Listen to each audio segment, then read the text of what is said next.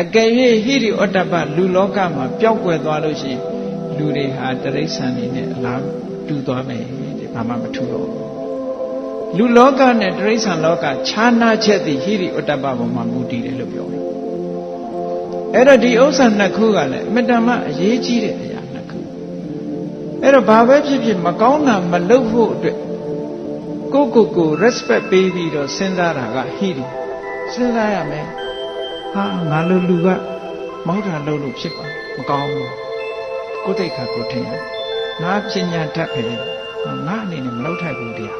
ကိုစဉ်းစားတာသူများကိုမစဉ်းစားဘူးဟိရိအဲ့ဒါဟောဥတ္တပကြတော့အဲ့လိုမဟုတ်ငါလှုပ်လိုက်ရင်ငါမိသားစု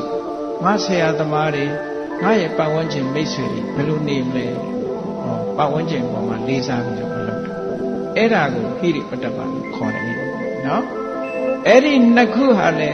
လူတော်လူကောင်းဖြစ်ဖို့ရာအတွက်မရှိမဖြစ်တဲ့ဥစ္စာတစ်မျိုးပါတဲ့